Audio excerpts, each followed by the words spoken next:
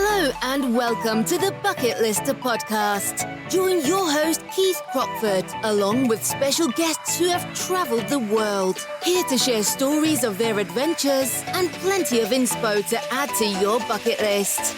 Now, let's get into today's episode.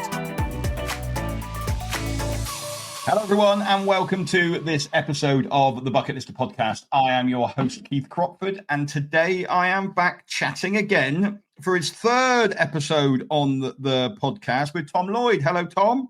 Hi Keith. You've nearly, Tom, done as many podcasts as you have done trips, so you're kind of catching up with it there. I'm catching up, yeah. So today we are going to be discussing our gorilla trekking trip that we've just come back from, and this is a two-part podcast, really, because we're going to be chatting to somebody else next week and looking at the gorilla trekking part in a bit more detail, because I kind of felt like that bit needs its whole own episode because it was just so amazing. And it also got me thinking that maybe we almost need to, like, we've called it the gorilla trekking trip on our website, but actually, like, the trip was so much more than just gorilla trekking, Tom, wasn't it? Oh yeah, there was so much that went on that trip. It was such an action-packed trip. Yeah, it was. I don't know how you describe it as a title, but yeah, there was so much there to see, enjoy, experience.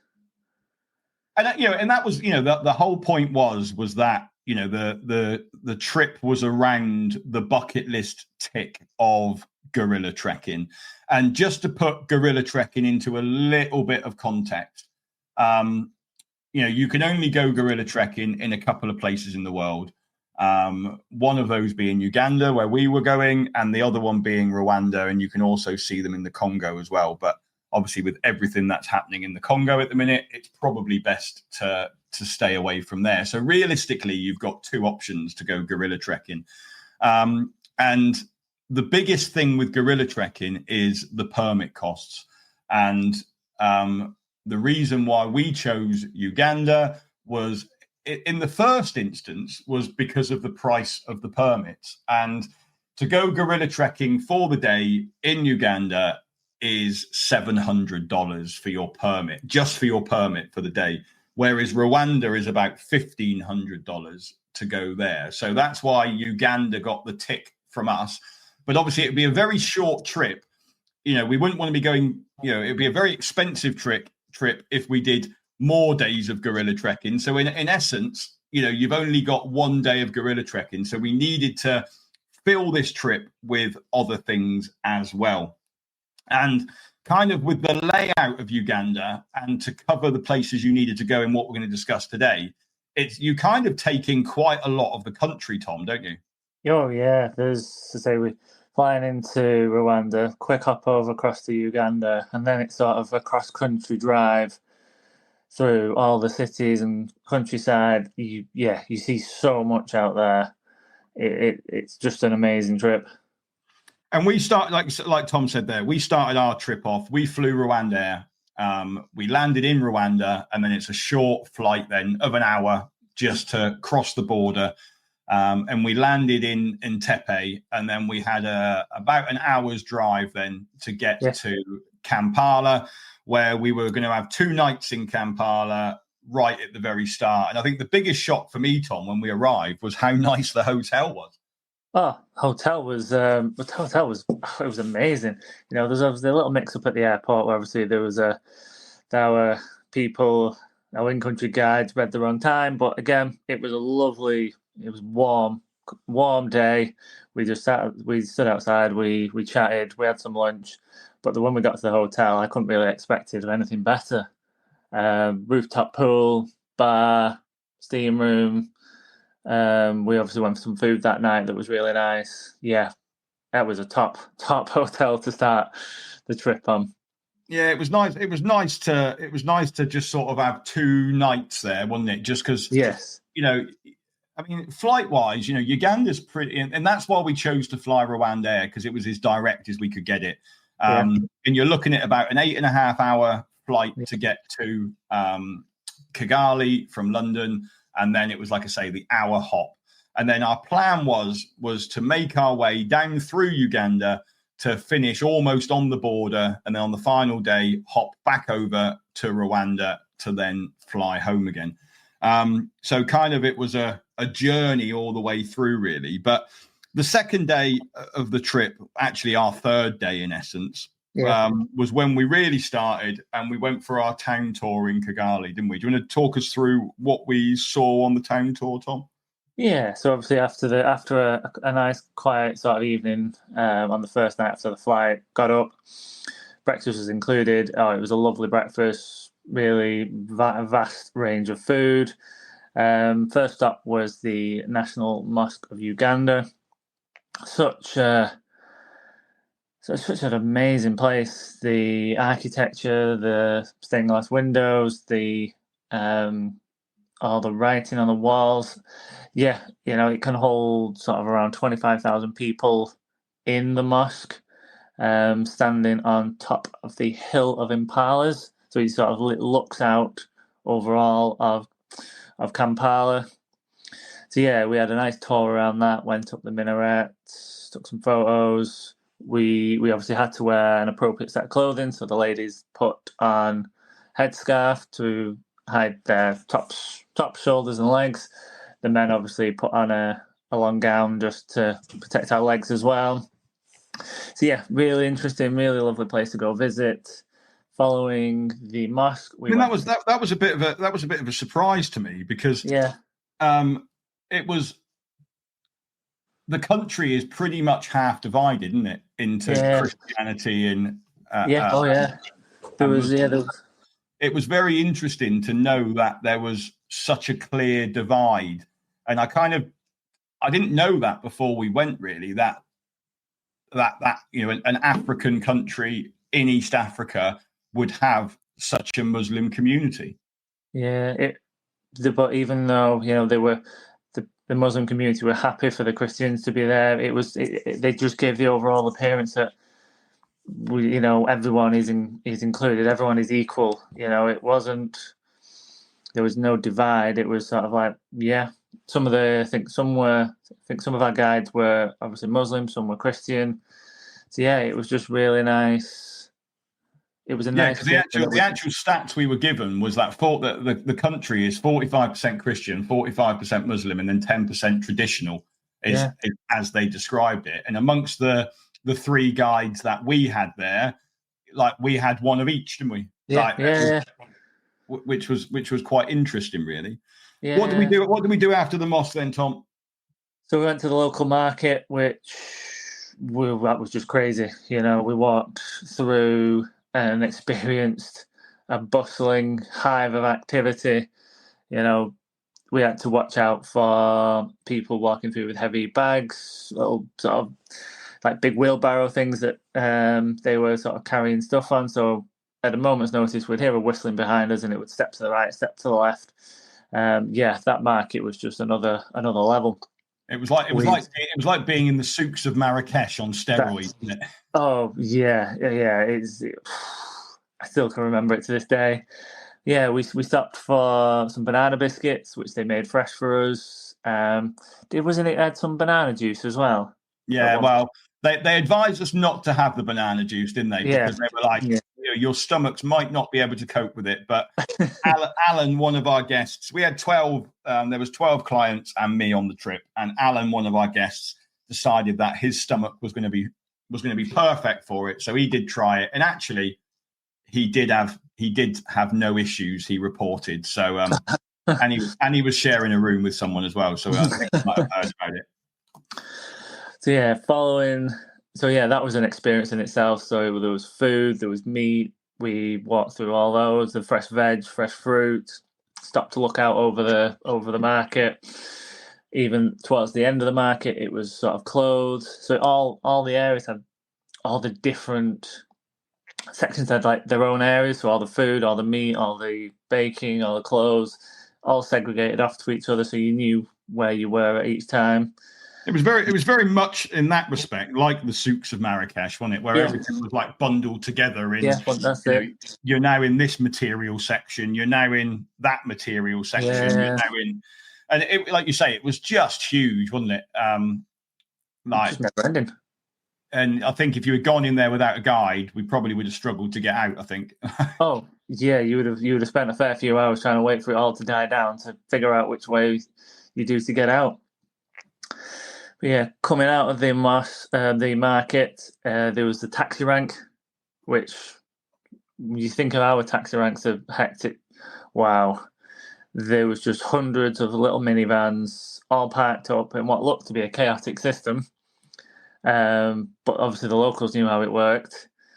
So yeah, the taxis were all pulled up. You could book a fare, but they wouldn't leave until the van was full. And then depending on how far you went, you paid obviously a certain fee. So yeah, it was just sort of like I said to one of the guides, it was like, trying to figure out how it all works. And it was just, the locals have a handle on it, but for us, it would just be another level. Trying to figure out, where do we go to here? How do we get there? But yeah, the thing that got me is I reckon there must have been 300 minivans in that car park. Easily, not more. And, you sit there going, how long are you waiting for it to be your turn to actually get a ride for that day? Yeah. Vivian, that's obviously one of the guides that on the trip. Vivian, I sort of said to her, how long if you had to wait? She's only waited like a maximum of 20 minutes for it to be full. Yeah. So, that was good. But then if you're going for a longer distance, say to the border, yeah, you could be waiting all day. Yeah. Yeah, I don't think that system would work in the UK, because I think we're not that patient for that to work. Yeah, saying Vivian said you could pay for all the spaces if you could afford it, so you could go when you wanted, but that's costing 14 spaces. Yeah.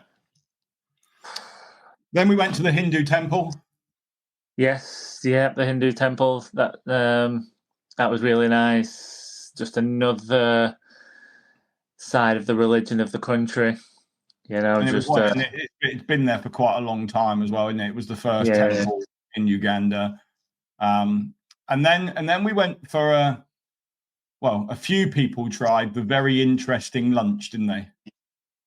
Yes, yeah. Oh, that was a weird lunch. Yeah. I tried it. It was very starchy.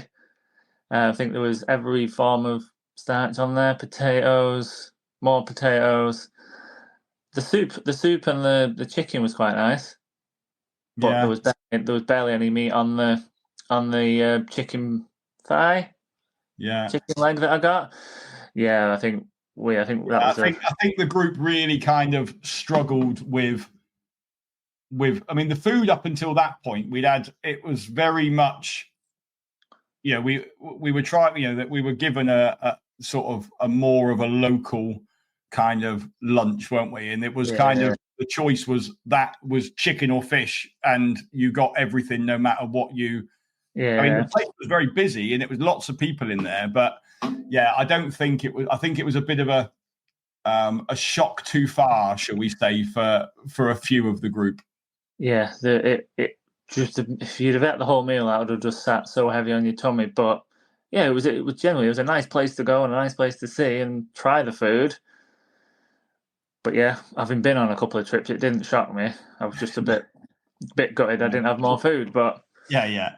That's life. I completely get that. Like, it was, very rubbery chicken in very very starchy potatoes, and some of the things that came out in those pots, I was kind of like, I don't know what the hell that is. Like, do you eat that? Do you rub it in your hands? Like, it was very, it was different to what I'd seen in East Africa before, put it that way. Yeah, definitely. And then the afternoon then was quite a shock to people's systems, wasn't it? Oh yeah, it was very humbling. Yeah, so we made our way to just obviously quite a way outside the city. We visited one of the local slums. Obviously, we linked in with a charity that they were there. and they obviously sort of looking after and protecting young girls who obviously been abused, and the rest of it. And obviously they sort of start to build up their confidence, teach them, show them how to live, to work, and sort of set them up for the future, which was really nice to see. Obviously giving them medical help if needed. It was a nice place to start, to see the positive. So the charity is called Touch the Slum. That's the one. And the aim of the charity is to give vocational training to at-risk young girls, and they teach them like hairdressing, or they teach them seamstress skills. They teach them English. They teach them basic literacy, maths. Yeah. Just because they haven't had an education. Many of them are young female parents, and it's about trying to highlight their opportunities to then get them out of the slum in the future by giving them a way of earning money, by giving them a way of working. So the charity was doing some amazing things. They're fully self-funded. There is very little government support in Uganda. Yeah. And it was we kind of drove through quite an affluent area, and then literally you sort of took a walk down a ramp road, if you like, for about 40 meters, and then you were in the middle of the slum. And we had a guided tour around the slum, which I think affected quite a few people in the group, as it would do. And and I think people, and that's one thing that we try and do on bucket list trips as well, is obviously the idea of a bucket list trip is to show you the best things that these countries have to offer. But I also think it's so important to go and visit, also the worst of what the country has to offer, so you can see the difference.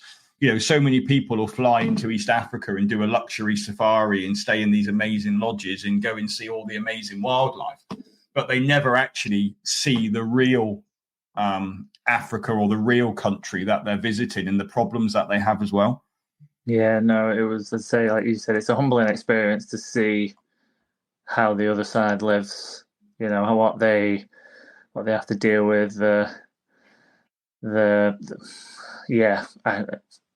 it's just one of those things. But at the same time, we had a few gifts to give out that all the kids had a smile on their face. They were really engaging. They were so happy, despite, what we live with is totally different to how they live. I think it's such an eye-opening experience for us as adults. But like when I walk through there, I just think I would so love for my kids to experience this, to see what they have, to go into the local school and see what the local school looks like compared to what they have back at home when they're whinging about that they're bored, or they've got nothing to do, or like school's crap, or all of those things. And I just think if you took them somewhere like that and gave them that experience, and to see, like you just said, like all the kids are smiling, they're all laughing, like that's all they know. And and I think that's the real eye opener, and that's the bit that gets people. But I mean, we spent a good sort of 2-3 hours like with the charity and wandering around the slum, didn't we, and meeting people. Yeah, I'd just say it was such a humbling experience. So nice to see.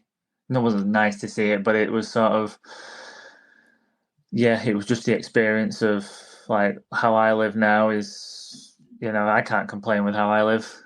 Yeah, I'd be rude too if they live how they're living in the slums. And it wasn't. I mean, we walked around the slum, and there's 30,000 people living in that slum. Like, and that's the shock to me, was how many people were.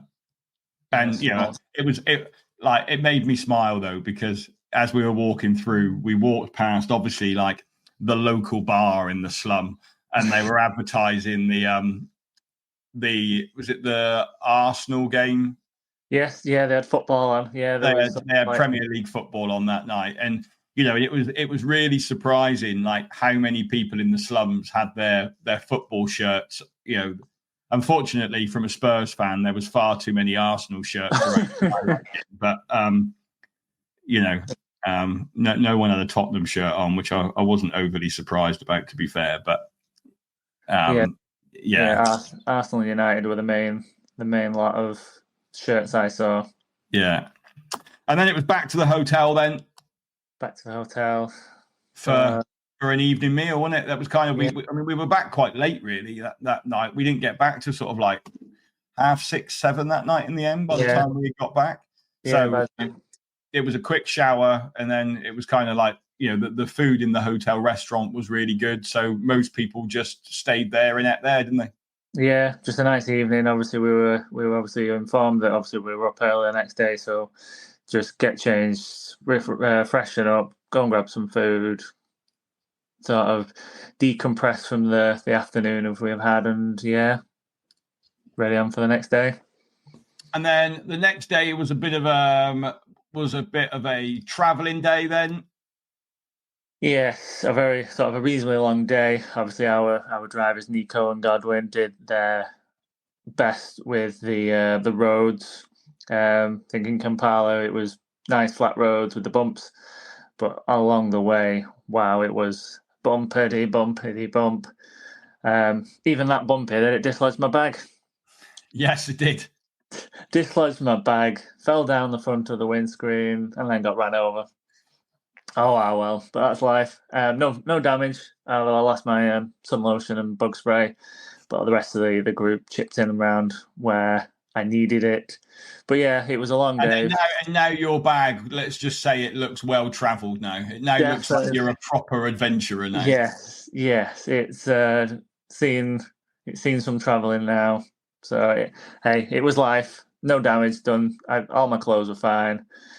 But no, really good days travelling. We saw the sights, we saw the countryside, and made our way from Kampala to Fort Portal.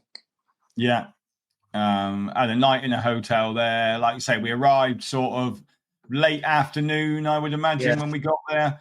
Early evening. Again, swimming pool in the hotel, although that was probably the coldest swimming pool I think I've ever dipped a leg in.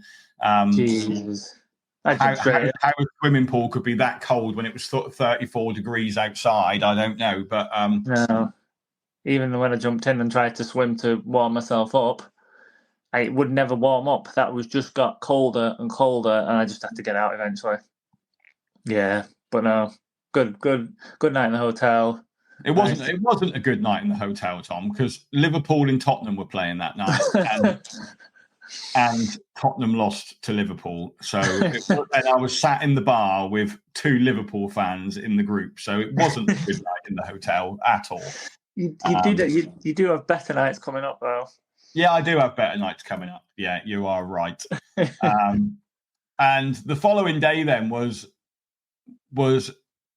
such a great day. And one that kind of I wasn't really expecting to be such a great day. And I don't think everybody else had such a good day. And like the surprise from me was like I'll let you explain the day in a minute, but when we got back in the evening from that day, everyone said to me, like, I cannot believe how good this day has been. Like, it's going to take so much. Like, this has got to be the best day of the trip. And I was like, we're only on day 5. This could be a really bad thing for the trip now if we then can't improve on this. So I was trying to be like, no, it's gonna, we're building on it. It's gonna get better. And everyone's going, I can't see how you're going to top that day. So explain to us what we did in the Kibale National Park then, Tom. Yeah, we obviously left from the hotel, short drive to the national park where we were tracking chimpanzees. I think it wasn't any strenuous walking, nice relaxing walk. We got checked in, we had a little bit of a briefing. We had one guide and then 2 spotters, I think they were called. Obviously they carried around guns just for obviously our protection. They would never only use to scare off anything that comes our way. And then we just spent the morning trekking, hiking, walking around Kibale National Park, sort of spotting out any wildlife, but more importantly, chimpanzees. And yeah, they were such amazing creatures. You know, we think we first saw them hanging from trees, obviously just being their natural selves. We were warned to not stand under them. They do have a tendency to wee at a moment's notice, which I think a few people may have had a. There was definitely one who felt the shower before she heard the shower, shall we say? Yes. So we're all sort of then on guard, trying to basically keep looking up to make sure we didn't get rained upon.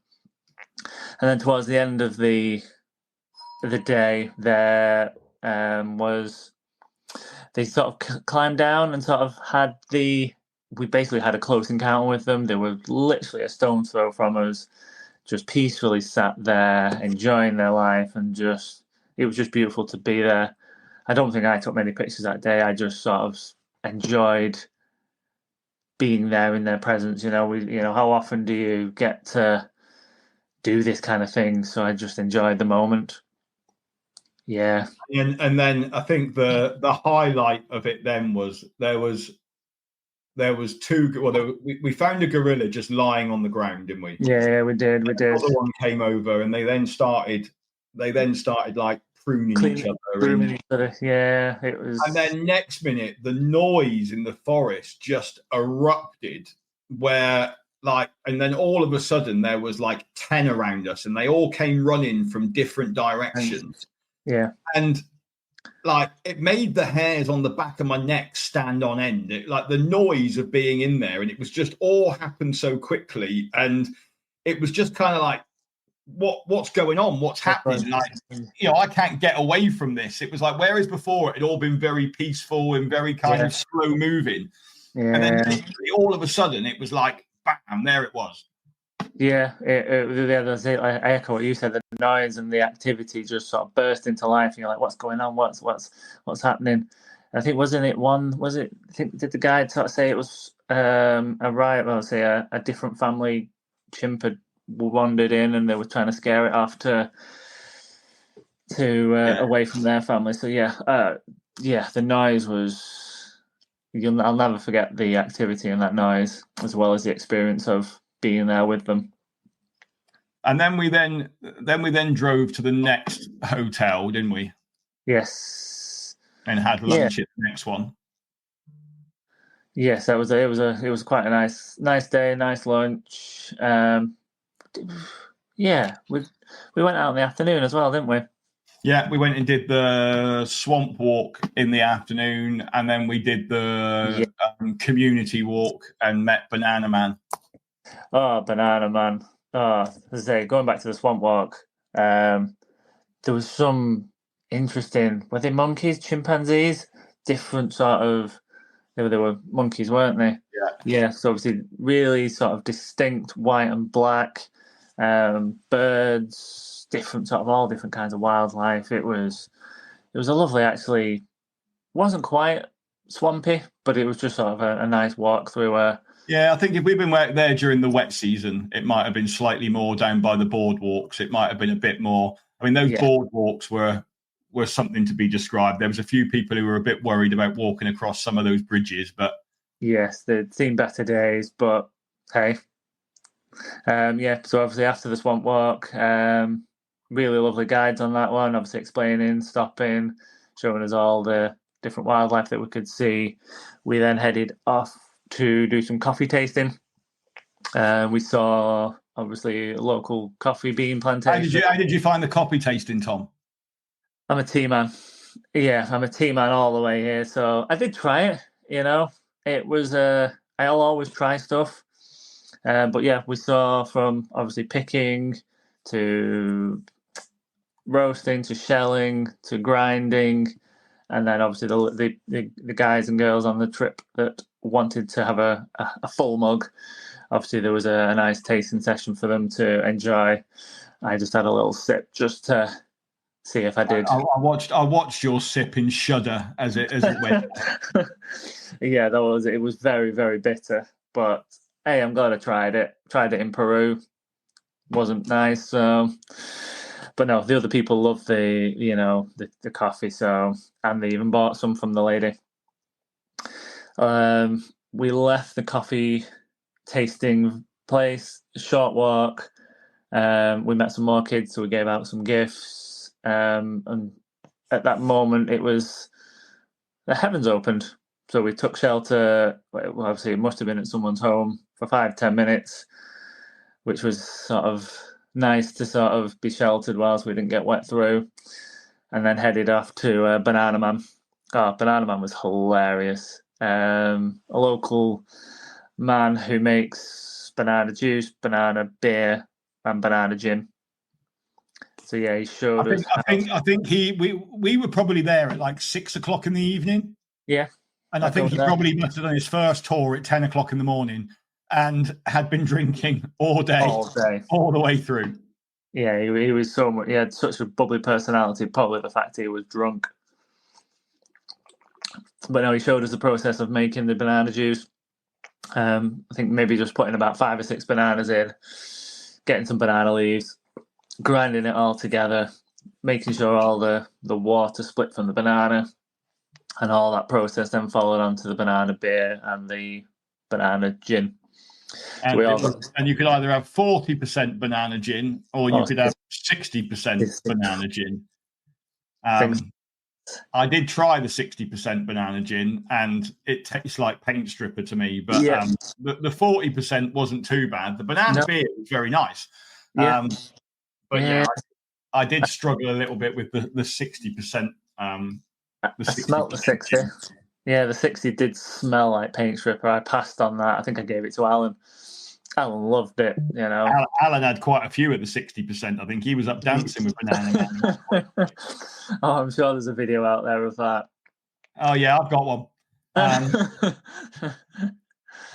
And then it was back to the lodge again. And that lodge was really nice. I mean, obviously, the only complaint from a few of the guests was the walk up the hill to get to the restaurant. But it was... the rooms and everything were lovely at that lodge. Yeah, I couldn't complain with any of the accommodation on the trip, but I think I think overall, what we're at about 2,000 meters across the trek. So yeah, there is a little bit of an altitude feel to it, but hence why obviously walking up that hill you do feel a little out of breath, but nothing that nobody didn't manage with. It was just one of those things. And it was 34 degrees as well, so that also had a bit of a... Yeah, I'd rather still be out there now than what are we here now? Still on mine. Yeah, exactly. And then we were heading to Queen Elizabeth National Park, which obviously caused us a few issues before the trip because there was an incident in the Queen Elizabeth National Park a couple of years ago where unfortunately there was a kidnapping and a murder, and it's been on the Foreign Office list as a no-go area ever since, which kind of surprised me really because I appreciate that they did it right at the very start, but from what we had been told, there had been no issues there since. So we thought by the time we were going to travel there that maybe it would have been taken off the FCO list, but unfortunately it hadn't been. We were told that it was completely safe, like accommodation was full, people were visiting the national park, like there were no issues there. And the only complication for us to go was going to be our insurance, because if anything had happened on those 2 days while we were in the Queen Elizabeth National Park, then our normal travel insurance that we'd all taken out wasn't going to cover us. So we basically had to just get 2 days worth of travel insurance off another provider that provided cover in FCO no-go areas, and it was all fine in the end. But I think ultimately, Tom, I always felt completely safe when we were down there. There was no issues there whatsoever. No issues. I felt safe on the whole trip. And no issues across any of the place. Even the additional insurance, it didn't it cost a couple of quid. Under 20 quid for a couple of days. Done. I was fine. Felt safe. Nothing to worry about in my eyes. Yeah. And then we arrived so we drove through the morning, didn't we, to get to the national park, got to the lodge in time for lunch, had lunch in the lodge, and then we were heading out in the afternoon for a boat safari on the Kazinga Channel. Yes, that was really nice. We did stop along the way at the equator line, the Ugandan equator line on the way. It was a shorter drive for the whole day, which was a nice change. But no, the river safari was really good. Most people tend to do a game drive in a van. It was sort of a nice change. You could sort of sit. We ordered a couple of beers for the boat, and we sort of just enjoyed the view from a boat instead of a van jeep, which was nice. It's obviously we saw elephants, hippos, plenty of hippos, a couple of monkeys, a variety of birds. We saw a couple of vultures for a brief second. Couple of vultures, couple of crocodiles. I missed the crocodiles. But yeah, it was just a nice, gentle. Yeah, I think it was amazing to have all the elephants coming down, feeding it, drinking at the river. There was a lot of hippos there with their young. And if you are into bird watching, then I think it was kind of a bird watcher's dream in essence, with the amount of wildlife that was on the riverbank. And we could get quite close to, we weren't sort of out in the middle, like we were quite on the edge, and you could really get quite close to stuff. So right next to the shoreline. That was really good. And then we weren't supposed to do anything after that, but our team had been told that we were supposed to do an afternoon game or an evening game drive the following evening. But our team had been told that they knew where there were some lions, so they gave us the opportunity to switch the evening game drive to tonight and head straight out, and so go and see if we could find these lions, which is what we did in the end, wasn't it? Yeah, obviously, I think there was quite a few of us that were obviously really excited for that, because I think I'd seen 4 of the big African 5, and I think quite a few of the other group were 4 out of 5. So yeah, we saw some lions, some elephants, and I think the one that everyone really wanted to see was leopards. Obviously they were the tick for quite a few of us. Just to see those out in the wild was something else. Yeah, so that was because then the next day then we had an early start and we were going lion tracking, weren't we? Because a lot of the lions in the national park, or one of each pride of lions, will have a tracker on them, so they can watch where the prides are moving to, where they are within the national park. So we went out with a tracker to basically go and find these lions, which we were super lucky to see 2 different prides while we were out. Yeah, well, I think we were even luckier because we were obviously on a tour that could go off the beaten track. So obviously I think there was some people and some tours that could only stay on the road, whereas we were allowed to head deep into the national park to capture the ability to see them more up close and personal than others tours, which was really, really good too. And then obviously so we managed to see, we saw a pride where there was some females, and then we got a nod where there was another pride where the males were sitting. One of the rangers had seen them because they weren't tracked. So we then went round and watched them for a little bit, and there was 2 males there. And then the tracker was like, right, let's try and get this big 5 ticked off for some of you. And then we went out looking for the leopards because they were tracked as well. And do you want to talk us through that experience, Tom? It's amazing to sort of see sort of the others of the big five. So obviously we've got the elephants, the lions, the water buffaloes, the rhinos, all seen those before, but just to see a leopard in its natural environment was, just one of those lovely things to see. It was nice and peaceful. Even got a bit comfortable and sort of went and hid under one of the other vans on the tour. Proper, and as soon as it sort of sat down in the grass, it was hidden, and we were all trying to zoom in on our phones, and obviously you with your camera trying to take some really good photos. But we nudged it a little, and we got some really good photos afterwards. But just to see it in the wild and get those big five ticked off was just amazing. And then we went and managed to find her daughter as well then, as she was asleep in a tree. Yeah, I think obviously I there was no way I think the way the position of the van was, I could see her, but there was no way I was taking a photo. But I think a few of you, like you, managed to get a nice up close picture of her and her face. Yeah.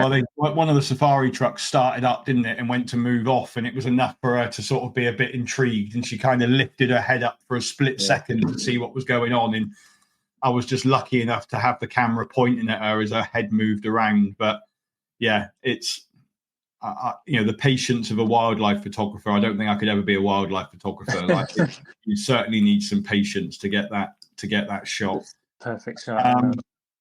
And then it was back to the lodge then, obviously, because we had done the evening game drive the day before. Well, we had some free time in the lodge in the afternoon, and people chilled out, had a bit of a swim again. All the lodges had swimming pools, which was really nice. They all had kind of nice little outside seating areas where you could chill out. The beer, I think we should mention the beer, because the beer was very cheap. Like £1.20 a bottle for beer for a 500ml bottle beer. So, it was quite nice to sit out in the sun and enjoy a drink of Nile Special or Tusker or one of the other ones that were there. Yeah, bottle of Club. Yeah. Oh, yeah. I think I was always shocked at how cheap my bar bill was. I could never. Maybe apart from that night, Tom, because that was the night that you had the 1.5 litres of wine, wasn't it? I didn't quite drink all that myself. It was a big bottle of wine, put it that way. They'd run out of normal size bottles, so you had gone for a double bottle. Hey, I didn't buy that bottle to start with. I just sort of fancied a change and sort of And then because we'd had the evening game drive the night before, we kind of had a bit of a free evening. But the guides sort of gave us something else to do then, didn't they? Because they drove us up for the sunset up at the Crater Lakes. Yes, that was quite nice. I can't remember the names of the lakes. So it was a nice short drive up.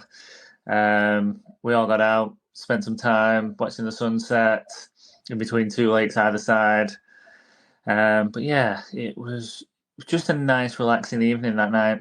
We all had a good laugh up there, and ready to move on the next day to back in time for dinner and pack and get ready to move on again. Yeah. And then we headed down then to Bawindi National Park for what really is the whole point of the trip, which was the gorilla trekking. And like I said, we're going to do another episode on this next week where we're just going to concentrate purely on talking about the main point of the trip really and the gorilla trekking.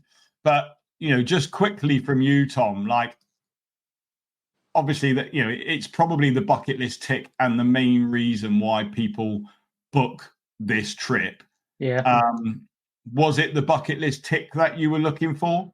Yes, 100%. It's obviously my friends had booked on, I'd booked on with them, and you sort of you woke up that day, you've trekked there, a little bit of a wait, obviously waiting for our trackers to find our gorilla family.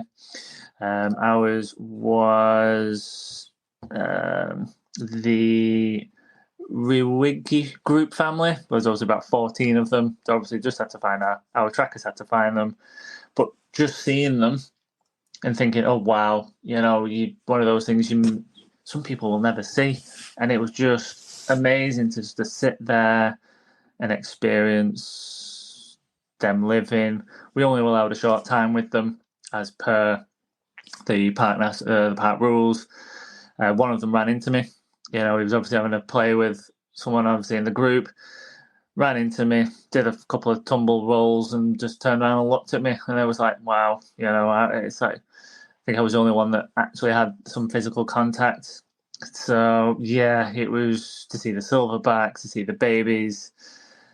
I can't put it into words. I'll let the next podcast explain that in more detail, but it was such a magical experience. I didn't realize how good it was going to be.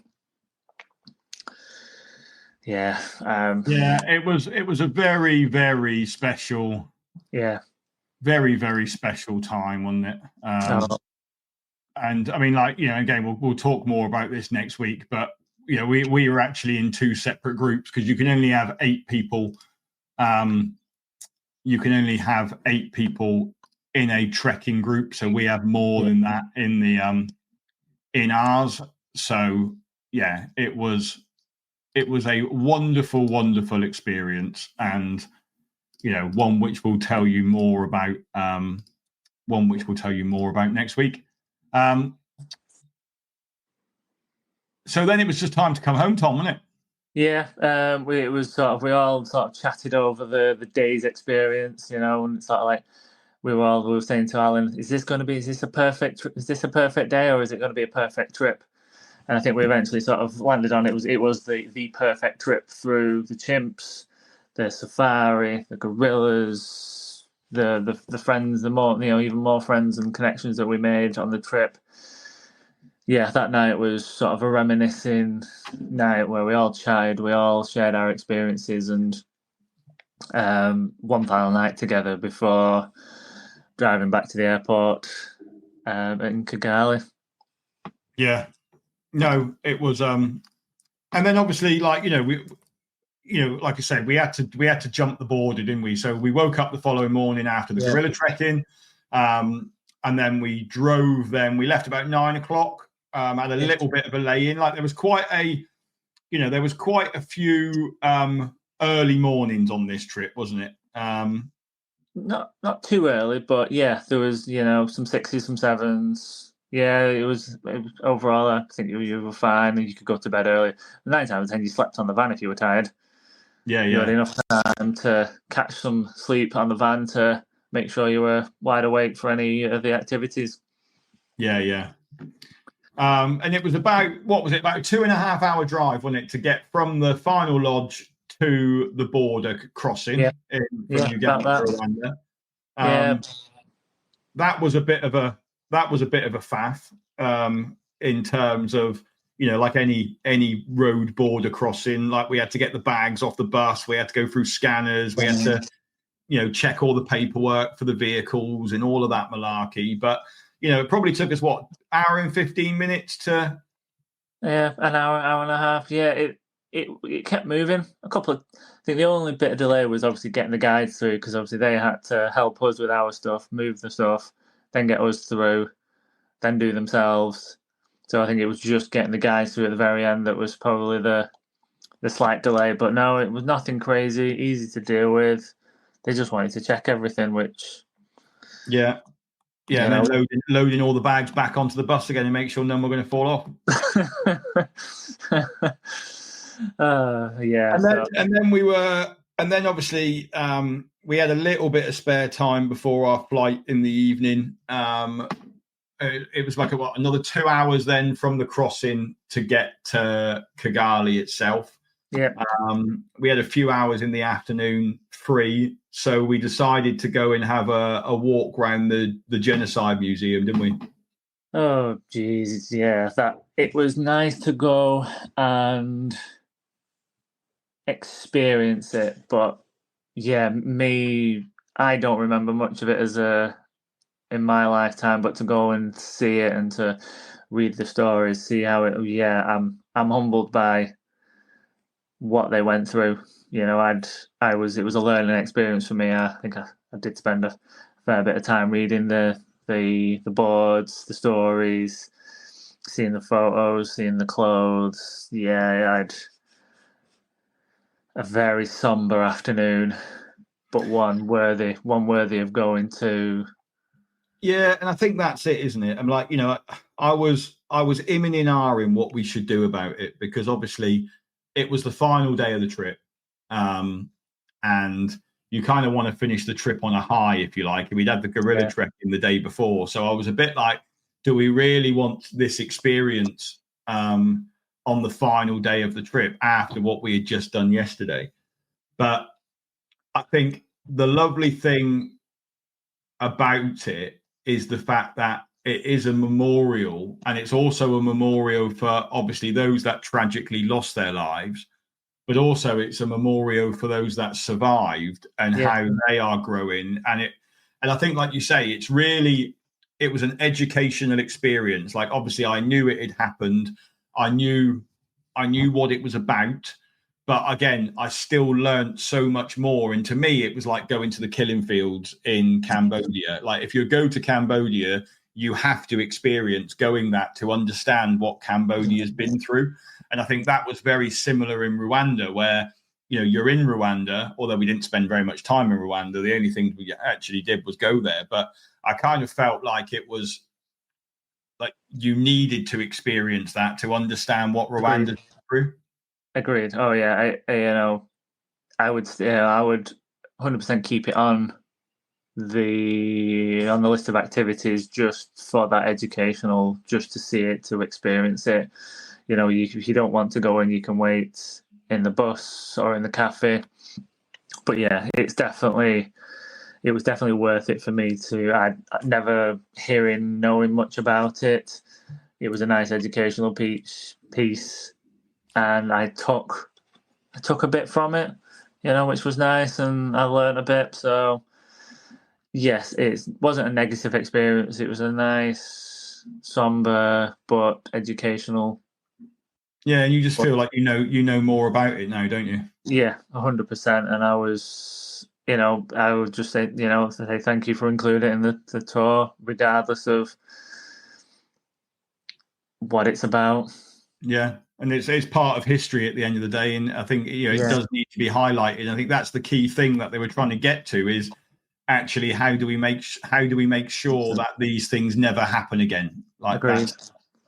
Yeah. So Tom, anyone thinking about this trip, what advice would you have to them? I'd say it's not too much. It's nothing strenuous. It's a lovely, straightforward trip. Not really much elements of, you don't need to take loads with you. You can just come. You can enjoy it for exactly what it is. As an amazing experience. We've got, the trip has got so much packed into it. You've got so much packed in, but then you have so much downtime as well. So you can have a nice, busy but relaxing holiday at the same time. And then you throw in an educational piece at the end, and it's an all-round perfect trip. To quote what Alan said, it ticks all the boxes that I could have probably wanted. Yeah. I think you're right. I think it's it exceeded my expectations. Obviously, this was a trailblazer trip. It was the first one we had run with groups. And I think, the itinerary just built and built and built and built and built. Like, it was, every day it was, you're not going to beat that day. You're not going to beat that day. That was such a great day. And it kind of became a bit of a joke in the end of, let's just hope we see some gorillas, because otherwise it's going to be a real anticlimax. But, it kind of crescendoed in the end with the gorillas. That was everyone's kind of top piece. And I think, like you say, it's not just a gorilla trekking trip, but it's what do we call this trip? Because it is just a wildlife paradise at the end of the day. If you want to go on a wildlife trip, that's not just a standard safari, then this Uganda has so much to offer, doesn't it? Yeah, you've got your wildlife, you've got your city, you've got your countryside, you've got your relaxing pools, you've got your sort of your posh hotels. I wouldn't say the posh hotels, but they're just nice, Nice, comfortable hotel. Nice, comfortable hotel. I literally couldn't argue with. I don't think I could argue with anything apart from my bag falling off. Yeah. But hey, I've got a story to tell. You know, why is your bag ripped? That's why. So, yeah. But I think as well, though, like, you know, we always say at the Bucket List Company that we want to exceed expectations. Like, we don't want to big the hotels up and say they're amazing, because what's amazing for one is not going to be amazing for somebody else. Like, we would much rather downplay them a little bit, and then when people arrive, they kind of go, "Oh, this is much nicer than I expected." Yeah. Like, you know, as a company, generally, you know, we are 3-star plus in terms of our accommodation. We are not a 5-star company. You know, we're not staying in luxurious lodges in, you know, 5-star lodges, because, you know, that's not who our clients are. Like, our clients' budgets aren't for that. But, you know, I think we are certainly definitely not roughing it, are we? Oh, no.